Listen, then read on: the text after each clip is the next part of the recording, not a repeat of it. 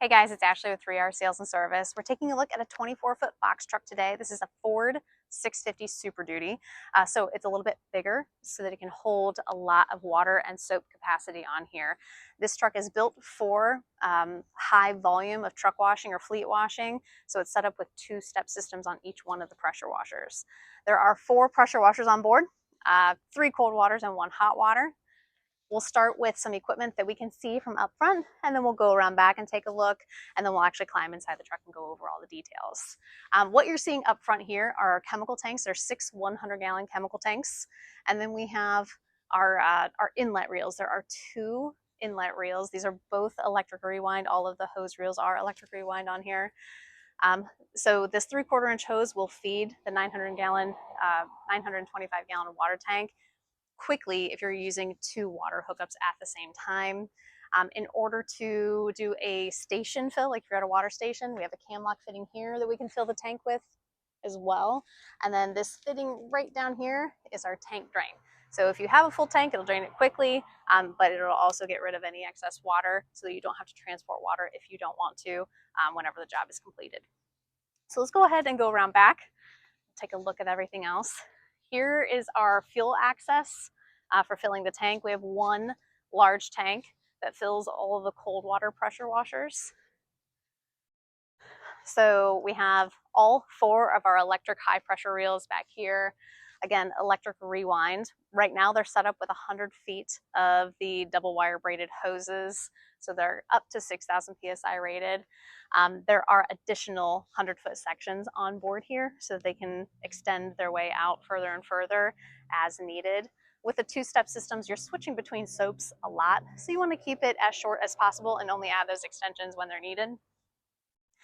We have our hot water pressure washer here. This is a Hydrotech stainless steel pressure washer. It's a 3,500 PSI, 5.5 gallon per minute. It does have a diesel-fired burner, gasoline engine. And again, all of these are 3,500 PSI, 5.5 gallon per minute with the same engine and the same pump. So it makes it nice and easy on maintenance too. So we'll go ahead and climb up here and get a better look at everything. Okay, so from the inside of the truck, we're at the rear. This is our hot water unit. Again, 3,500 PSI, 5.5 gallon per minute. We have the T-Series general pumps on these and the Honda GX630 engine. All of these Hondas have hour meters on them, so very easy to track maintenance if you need to. And all of these units are numbered. So hot water is unit number 1, cold water number 2, and so on and so forth. The hose reel associated with that unit is also numbered, along with the soap remotes and the remotes themselves. So let me finish going over this hot water unit, and then I'll keep on going and get to the soap remotes. So with all of our pressure washers, we have primer valves on them. That helps us bleed any of the air out of the water line from the water tank, and then it primes the pump head, so it makes it for a much easier start.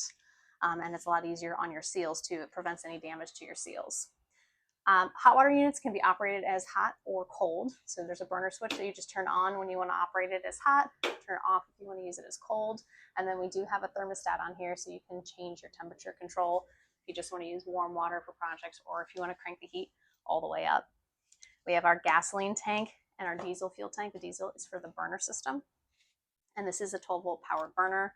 So it's all kind of a self-sustained system. There's no additional power source needed for it. We have our cold water units back here.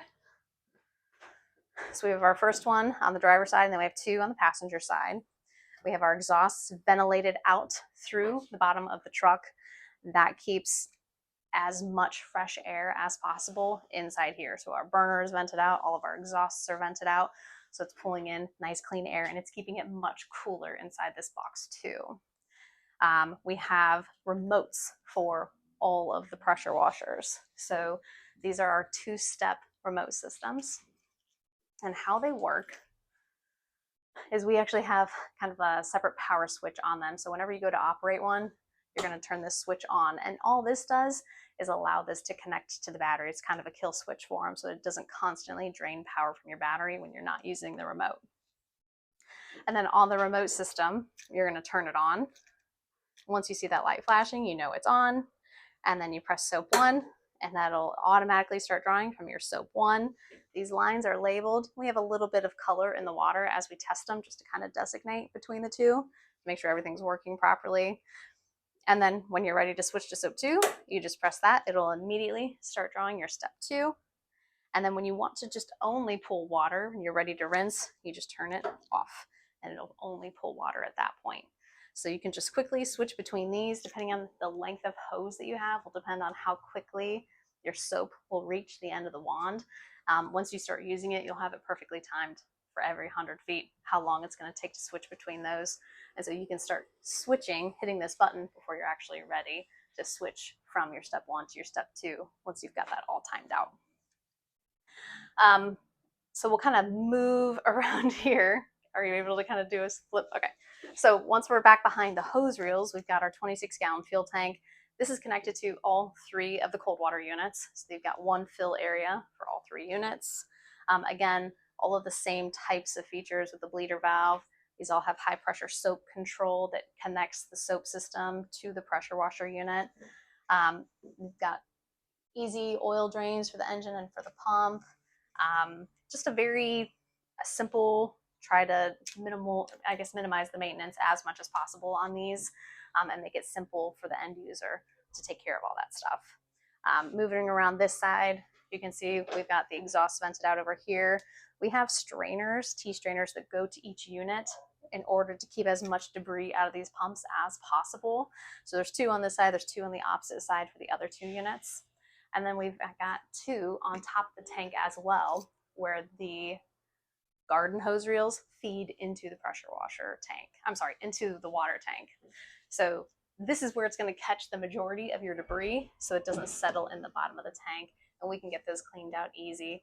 And they put a little note on here to check those weekly. If you know you have a real bad water source, maybe check them daily, just to keep that nice and cleaned out and keep the process as smooth as possible. The person who is having this truck built said that they do quite a few trucks, for 200 to 300 trucks at a time, so they want to make sure that this is a smooth and seamless process. I will flip around. Well, before we do, we have wands held on the walls here. Some secured directly to some of the things are secured directly to the framing. Some things we secure to the E-track. Flipped around the other side, we've got hoses hanging off of the E-track. These are those additional 100-foot hoses that they may or may not need to extend their lines a little bit further. So we'll pause here for a second and we'll move over to the other side of the truck where the waste recovery, soap tanks, and all that stuff is. Okay, so now that we're at the front of the truck, this is all the way up against the very front. We've got 6 of our soap tanks here. 3 of them are for our step 1, 3 of them are for our step 2. The way that we have this, you can see we've got our lines all numbered there. So you can draw from a primary tank if you only want to fill 1 tank at a time, or you can fill all 3 and actually pull from them simultaneously so that it kind of drops the levels evenly. It's just a little bit easier for filling and for usage, so you don't have to move your hoses around, or you don't have to switch ball valves around a lot more often in order to pull from different tanks. So just a little bit more of a seamless system. We got ball valves at the bottom to shut off the supply to each one, but they will pull all at the same time if you'd like them to. The guys also put like a toe kick kind of down here so that all of this plumbing is protected if the customer has additional materials, or just for the ease of getting in and out without hurting any of the plumbing that's down here. On the reclaim side, so this is our vac system that's going to pull any of the reclaim water that they'd like to have filtered into the system before it's disposed. So we've got a connection hose that's actually hanging on the door out here with 1.5-inch cam locks. So it uses it as the vacuum hose. It also uses it as the drain hose. So there's a cam lock on the backside here that it connects to. You can pull all the water into this system. It'll actually filter it and then force it into this reclaim tank once this tank reaches capacity. This is about 55 gallons here. This is a 250-gallon tank. And then once these tanks are full, you shut down the system. The hose that you have connected back here will now connect to the drains at the bottom here. And you can either take this to where it needs to be to dispose the water, or once the oil and those type of elements are filtered out of the water, and you can dispose on-site or off-site as needed. We'll move around to the other side of the 925 gallon tank. Swap sides with Abby here. And this is that 2-inch feed that I was telling you that came from the bottom of the truck. If they have another water source that they're trying to get from, but they cannot contaminate the water source that they're pulling from. So that's why you see that gap at the top. You just remove the tank, you fill, and then shut off before it overflows the tank. on the incoming side, if you're using the garden hoses, we have float valves in there that will actually stop the water flow, so you don't have to babysit it. If you have a constant water source that you're able to hook up to keep this tank full, you can just leave that water source on. It'll fill the tank, shut off the water supply, and then as these 4 washers running at the same time start to deplete it, it'll continue to fill as it can. So this unit is getting ready to go out today, so we're getting this all ready to be transported. But if you have any questions on the system, feel free to give us a call. It'll be on our website as well. It's 3rpressurewashers.com. Thanks.